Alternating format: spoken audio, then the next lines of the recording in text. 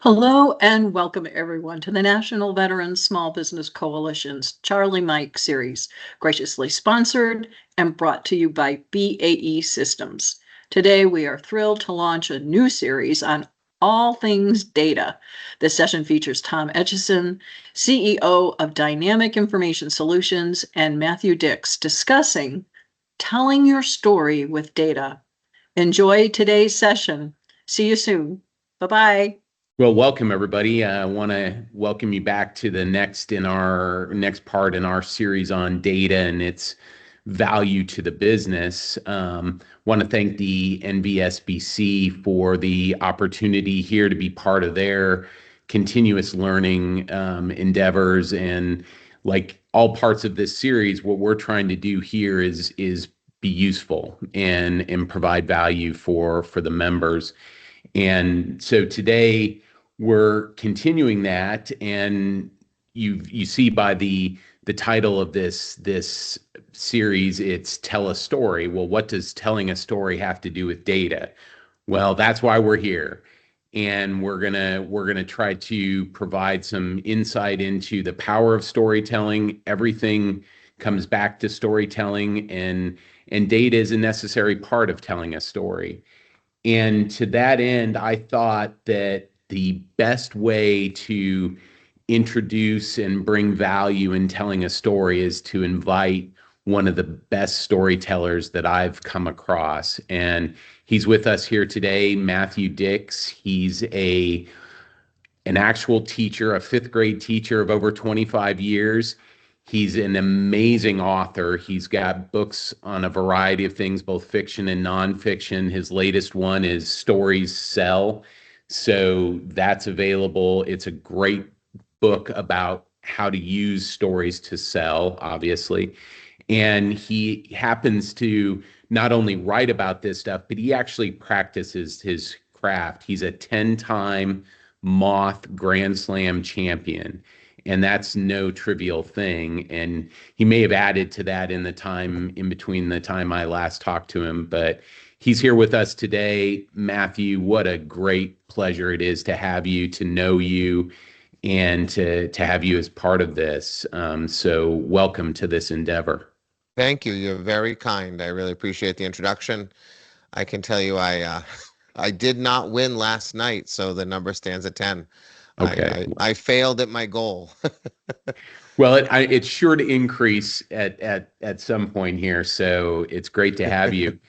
So to the end of telling stories, Matthew, would you just level set us for a minute and give us the essence of what makes up a great story?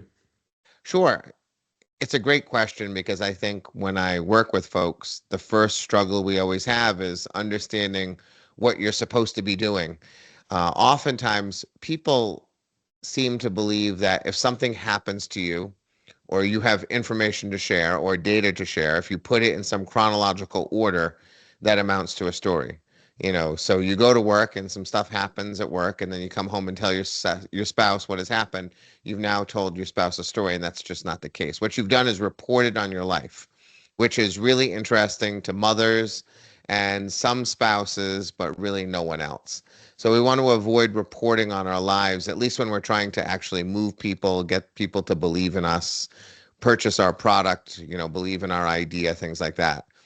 Ultimately, a story comes down to change. It's a moment where something fundamentally shifts in us or our business or, someone we know. I used to be one kind of person and then some stuff happened and now I'm a different kind of person. Or more commonly, I used to think one thing and then some stuff happened and now I think something different. It's that moment where we change in a way that will sort of resonate with our audiences in an equally meaningful way. And it truly is what happens when we watch a movie, when we read a book, if we're watching an excellent commercial, if we're watching a play. All of these stories, every story that is told, that is well told and really qualifies as a story, ultimately is about a moment of change. Even the dumb movies, even the most ridiculous movies in the world, they still have a protagonist who at the beginning of the movie lacks something or needs something or requires something, and then over the course of the dumb movie, that requirement is fulfilled, or maybe it's not fulfilled, and that is also a story, someone pursuing a goal and failing to achieve it. So that's what we're looking to do, to create change over the course of time. Man, what a great introduction to that concept. And every time I hear that, I think about like that, the essence of a great story, and to be able to, solidify that with one word, change. I think that's tremendously important. So let's actually make this real for our audience. Let's take something ripped from the social media world, and I'm gonna share this with everybody, and we'll take a look at, here's an actual social media post that's out there in the world, and that I grabbed earlier this year in July. And the idea here is, we've got Adam Schefter, well-known journalist and reporter on football, publishes a tweet. And so we know from previous sections of this process with data, our series on data, is that data is in essence a noun. It's a person, place, or a thing. And most tweets have that kind of stuff in there, and this one does that in very good form, but it doesn't tell us anything. So what Matthew just got through telling us was that, hey, something should evoke change. And so what we want to do is, we want to break down this post from Adam, and I'll give some perspective on this, and Matthew will give some perspective on this, and we'll try to construct what might be a story that we might derive from this. And when I initially saw this post, the thing that immediately came to mind is that it reads like a financial statement or a financial report, the typical TPO report, a quarterly readout or something. You've got a date up here at the top and a total, some line items, and then your quad chart. Well, Adam actually included 5 pictures, so he's an overachiever. But the idea here is that this reads very similarly. You've got big numbers, things that kind of stand out, but don't necessarily mean anything. And so we don't have any sense of perspective or how to read any of this. And so I immediately draw nothing from this. And in today's social media world, I might just scroll right past this. Hey, that's interesting, but what does it actually mean? And so, Matthew, great stories, we kind of have to start with some sort of end in mind, right? So part of this, I'm thinking, is that, hey, here's 5 rookies who all signed second contracts in the NFL, which in and of itself is a rarity. And they all did this in their, they were all, selected in the first or second round. And so maybe the big thing at the end, the thing that changes in my mind is that, hey, we've got, 5 people out of, the first and second round, all quarterbacks who signed their second contract. What are some of the things that start to come to mind for you when you start to see this? The first thing I think of is what I started with, which is oftentimes people are reporting and not telling stories. I don't think Exactly. it's surprising that Adam Schefter is a reporter, and essentially he is reporting. He is Right. providing us with data, but no real story. Now, I know that there are times when Schefter is going to provide an opinion based upon the data, but what he's really done here is just allowed the readers of his tweet to draw their own conclusions. Or I think what you said was exactly right. I think more than likely people are going to scroll by this.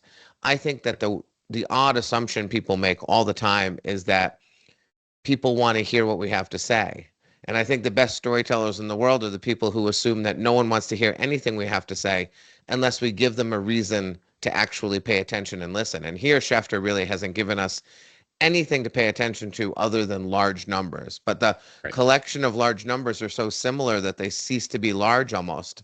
Right. When all the numbers are about the same or similar, even the size of these numbers become irrelevant. So, Right. Schefter might be trying to overwhelm us with large numbers, but when you overwhelm us with so many large numbers, they cease to have any kind of meaning. So, I think when we're looking at this as a football fan, as a New England Patriots fan who is suffering right now a little bit, I think one of the stories that we want to tell or the ending that we want to aim at is sort of the idea that are these five football franchises like getting what they want from these quarterbacks, and are these good deals, and does this money make sense for each one of them? I think that's one of the stories I would be seeking to tell right away. What are you Right. thinking? So I'm thinking the very same thing, but I'm thinking in a previous discussion I've had with you, you had a really great example, and I think this is part of what needs to be driven home about the importance of stories is that we as human beings have this inability to deal with really large numbers. And in fact, something beyond 7 digits is really very difficult for us, which is why phone numbers are the size they are, 7 to 10 digits. And you had a great example that drives home just how irrelevant big numbers are to people and our ability to grasp them. I wondered if you'd share that question you had around, 18,000 seconds. Oh, well, I have a bunch of them. 18,000 seconds is a good one. I often say 1,440 is a very deeply meaningful number for me, right? And so I start there. And when I ask people what 1,440 is, oftentimes no one can really tell me what the meaning of that number is. The people watching us right now, probably no one can actually identify that number. Whereas I think you know what it is, right? You know what Right. that number The stands for? number of the number of seconds in a day, right? Right, that's the number of minutes in a day. Minutes, yeah, sorry. Yeah, and so then 86,400 is the number of seconds in a day, right? And so I often think 1440 is a really interesting number because oftentimes we're thinking about time in terms of 24-hour increments. And when we do that, we limit ourselves to 24 sort of activities we can do in a day, when 1440 is a much more interesting number to pay attention to and sort of be able to utilize. But I love the idea of these large numbers. My favorite example on how to sort of contextualize large numbers. I don't know if I played this game with you before, Tom, but let's play it right now. All Do right. you know what a million seconds ago? Can you take a guess at what was happening a million seconds ago? So if we know that 87,000 seconds are in a day, you start to take that and how many days ago was a million. And so you're what, a 10 factor of that. So something like, 100 days ago is that roughly accurate? It's actually 11 days. You went one 11. standard Oh, deviation too sorry. far. Yep. Yeah, but no, that's good. So 11 days ago was a million seconds. Now, a billion seconds was 1993. So a billion seconds ago, Bill Clinton was the president of the United States in 1993. And so my favorite one then is a trillion because our national budget comes out in the trillions. So take a guess at what was happening 1 trillion seconds ago. So would we have been in the ice age or something like that? You're the first person, Tom, in my life to get that correct. It was 36,000 years ago, which means human civilization had not yet begun. Humans were still hunter-gatherers wandering the planet. There was no actual town. We hadn't invented farming yet, and woolly mammoths and saber-toothed tigers were still in existence. But I love that example because it really does tell a story about the size of the number. And my goal always in Right. that circumstance is to get people to attach the ice age to a trillion to understand the size of that number, because I think it's an incomprehensible number. But when we do things like attaching imagery to a number, suddenly it becomes a little more relevant to us and we can understand the size and scope of it, like when we're looking at these numbers with these football players. Yeah, that is the greatest thing to remember, and I'm glad that you did that, in played that game because people watching this are going to see, oh, hey, you struggled with getting some of those things right. And imagine throwing up a financial report where you've got, millions of dollars or even hundreds of thousands, whatever the numbers are, or you're presenting your businesses to create a data visualization for somebody. You just saw in real time how we as human beings struggle to put those things in the appropriate context. So drawing the right analogy for people is immensely important. And another way that, in looking at this data that I saw as a way to try and help contextualize some of this stuff that most people don't understand, and maybe what Schefter was trying to get people to think about, is that 44% of rookies actually sign their second contracts with the team that originally drafted them. And that means nearly 60% of teams completely miss on their rookie drafts. And if you in business, if you had a 60% failure rate, I mean, you likely would be in big trouble, right? And so that's the kind of risk you're talking about in the world of, NFL and drafting and so on. I thought that was really interesting in trying to put this all in context when they, bet this kind of money on these folks, when you're thinking about, hey, relatively speaking, these people are, a quarterback is driving that franchise, and that you're going to get another 4 years out of them potentially after the first 4. It's probably a good bet, which is why they're giving them these huge sums of money. And, when you look at the average NFL career only being 4 years, that also puts this in really good context and helps put things into a story. And that's, I think, part of what we're trying to get across to people. Instead of just reporting that out, we're really trying to get them to think in terms of, oh, hey, there's a lot more to this that we can get across if we start to put these additional layers to the story and get that out. And that's a very important art form if you're trying to convey and be successful in selling or conveying information in data visualizations and so on. Yeah, and depending on what story you want to tell, it's so interesting. Like, it's just 5 simple salaries for 5 well-known football players. But, if you know a little bit about football, you know that Tua, from Miami suffers from concussions and is a Right. health risk, right?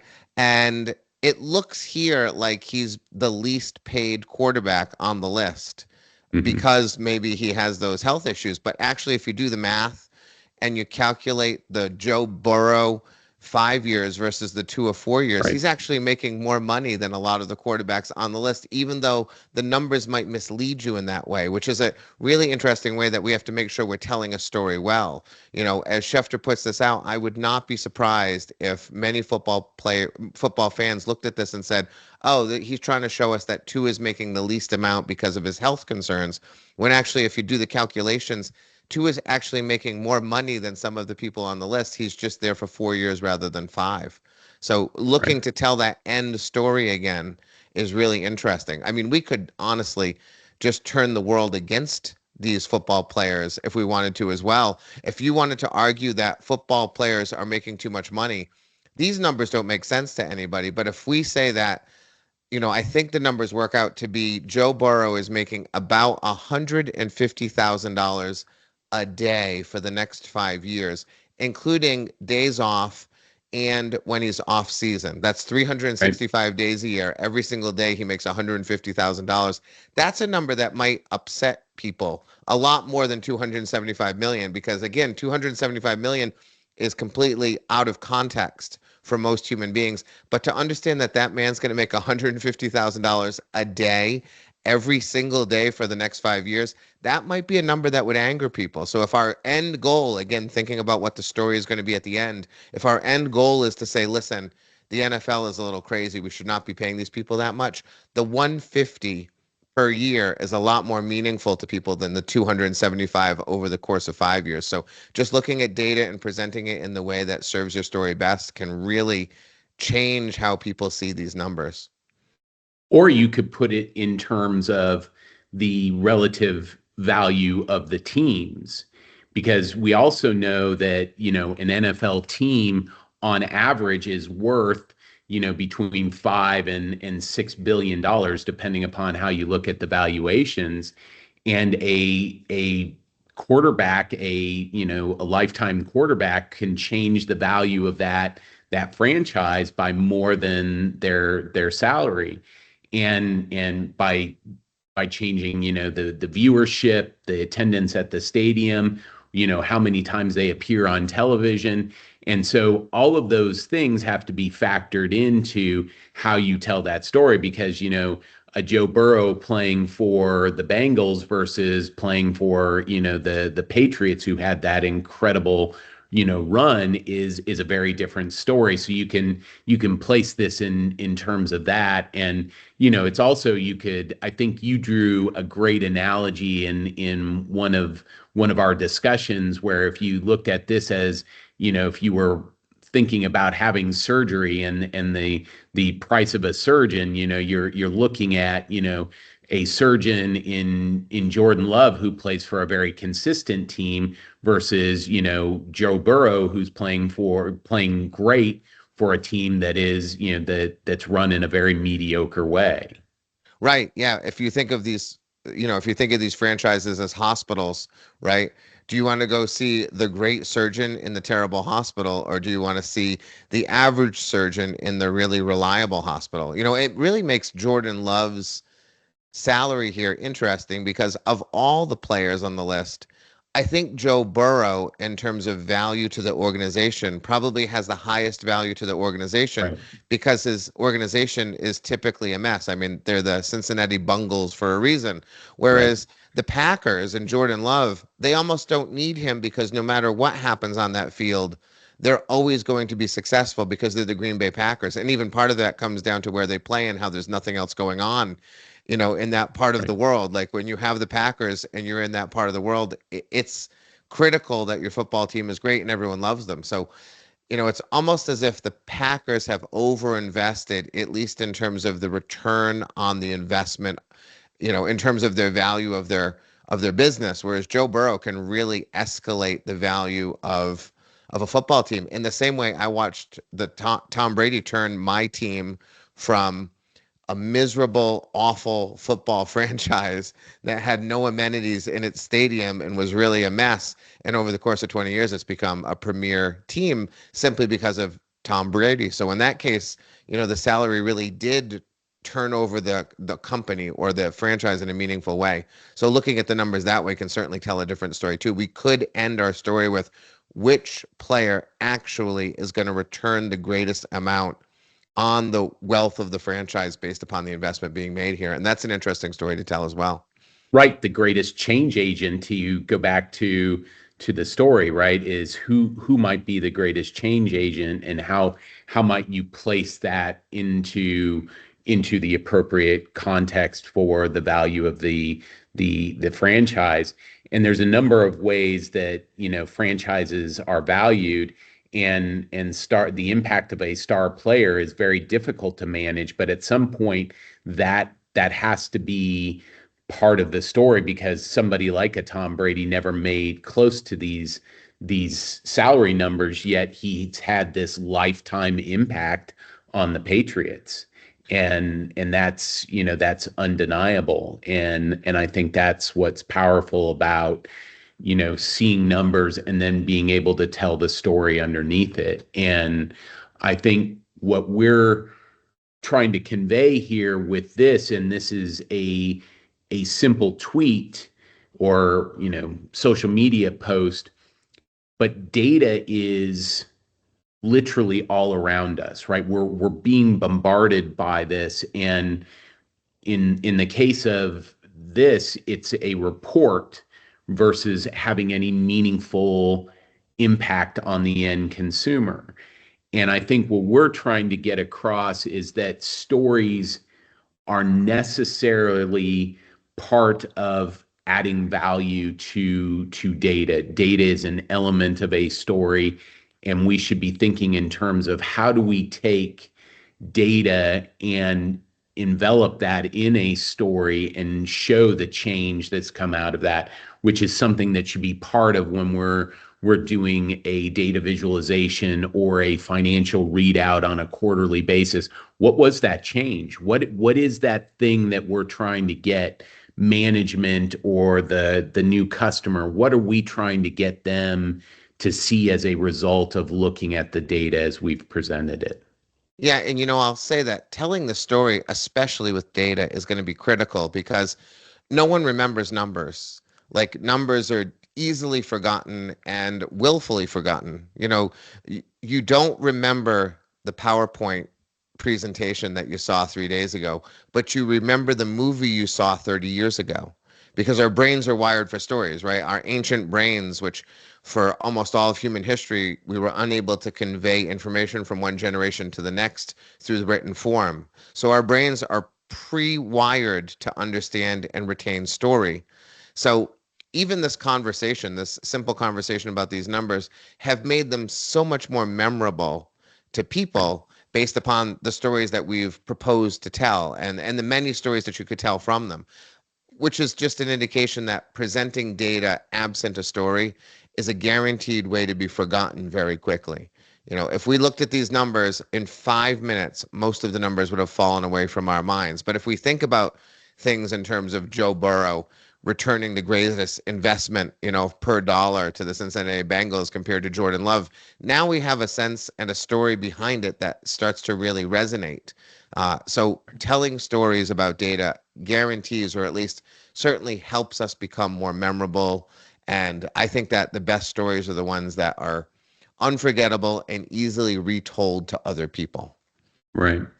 So as kind of a way of putting kind of a bow on this concept, I went ahead and took a second copy of this social media post and broke it down. And you can do this similarly as you're consuming various pieces of information, or you're a presenter of data through data visualizations as part of your company, or things you're doing for a customer. You're putting together some sort of presentation or things that have data in them. Remember not to fall into the trap of being the reporter. Don't just throw the year out here. Tell them why this year is important. This 2020 is important because in 4 years, those rookies are going to be up for their second contract. The big thing here with that 4 years is that, hey, 5 of these quarterbacks taken in the first and second round all got a second contract. That's probably memorable, right? That's a big deal. And this 1.25 billion is on here because human beings need a total. They need something to be drawn to, a something that's a shiny object. Exactly. Yeah. It's exactly what I was going to say, a shiny object. Right. Yeah. And then the line items are here because that's just what we do as humans. We've got to have some sort of Excel-like, set of data in a report format. And then we have to have pictures, right? Because again, we need some sort of graph to say, oh, wow, that's really good, or whatever. And so we put these pictures, these action shots and so on to draw people's attention. But remember that none of this, as Matthew just said, is going to be memorable unless we give it the things that are necessary to generate the memories. And it's, as Matthew said, it's not going to be the numbers. No one will remember that Joe Burrow, bought, or that he got the 275 million, but they're probably going to remember that he bought the replica of the Batmobile.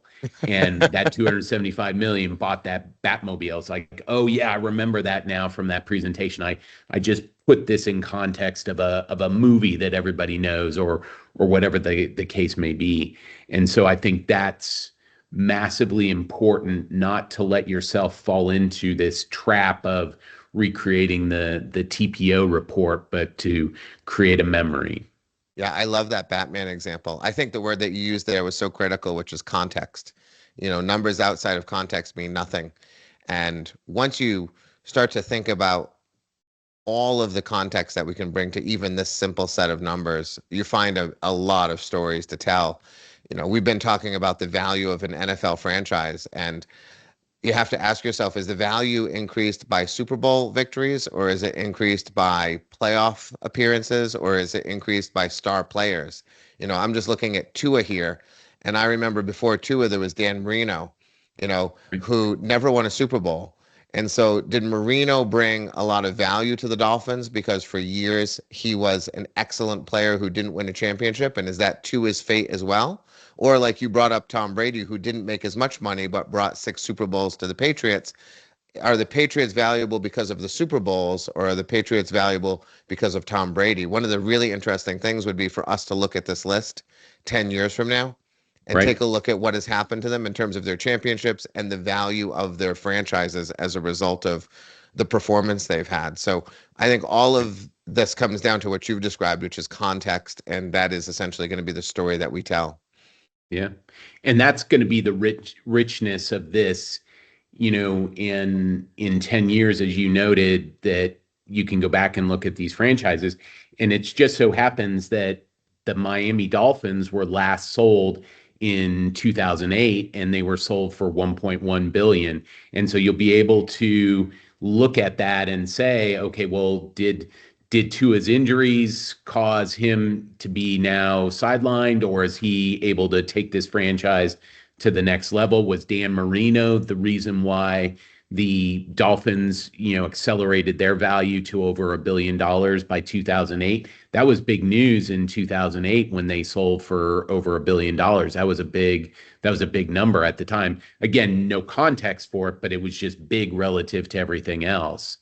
And I think that's massively important when you look at this. But I think it further outlines the reason why, like if you put together a financial report or you're putting out a data visualization, having the right form of history there so that people can say, oh, now this number relative to 10 years ago helps me put that story in the appropriate context. And I can now help people say, okay, hey, this is the direction we're moving, and it's positive, or we've hit road bumps or speed bumps, whatever it is, and there's things that help them put that number in context.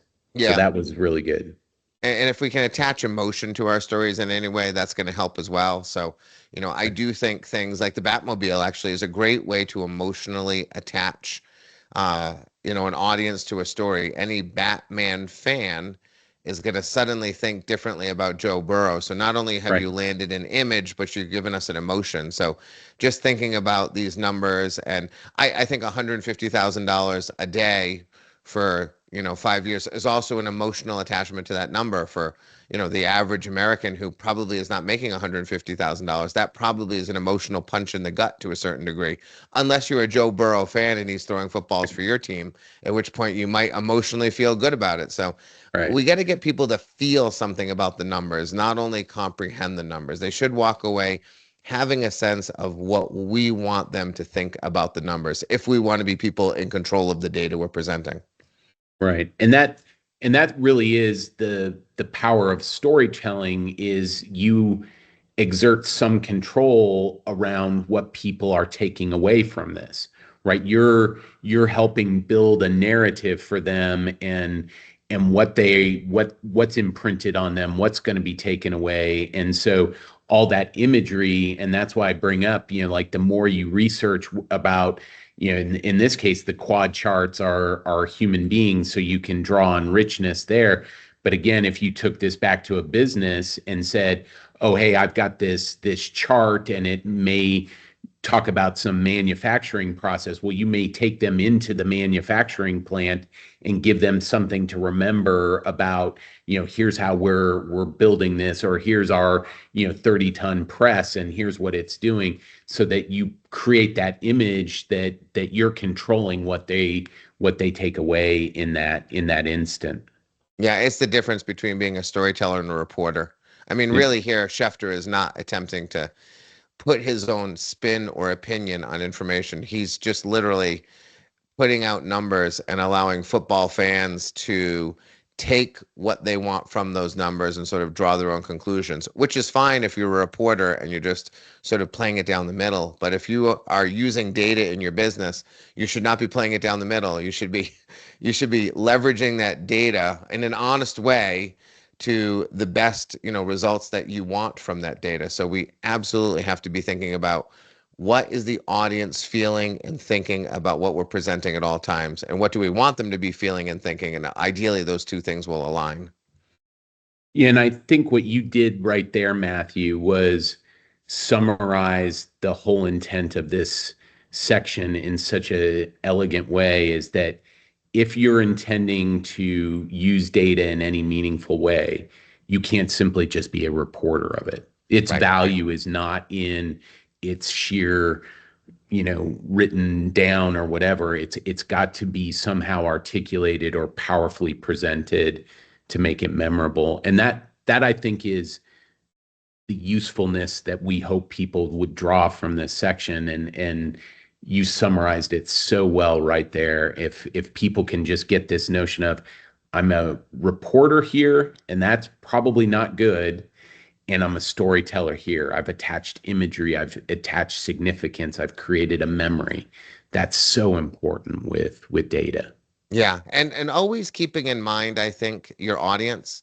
I think quite often when people are storytelling or presenting, they're thinking about the story that they want to tell and not thinking about the way it's being received by an audience. And so before I ever even think about telling a story, the first thing I say is, who are we speaking to? Because the story should absolutely change depending on the audience who is receiving that message. And so we sort of have to sit in two seats at the same time. We have to be imagining what it is like to be an audience member with a certain set of predispositions. And then we have to also be the storyteller and figure out how to land a message with those predispositions. But I think oftentimes people forget the other side of the table. They sort of project without considering how that information might be landing. So Right. the storyteller is always playing both of those roles simultaneously, so that we have control over the story that we want to tell, Right. and And it's received properly. that's so important when you're thinking about, hey, I'm pitching to a customer or I'm pitching to management. Who am I talking to? Because the stories may differ, right? I may have some of the same imagery, but it may be slightly different. And so, that is such a great summarization. Matthew, again, I can't thank you enough for participating in this. You are just an amazing storyteller. I encourage everybody who's listened to this to go search out his stuff online and his books. What you're getting here is just a tiny fraction of his, brilliance in this area. And again, I appreciate everybody, following along, playing along with us here today. I hope this has been, useful and can change your thought process around how you take data, and don't do data storytelling. Just tell a story. Let the data help you along, but tell a story. Yeah, absolutely. The data should be part of the story, but not the story. That's great, Tom. Awesome. Matthew, thank you again.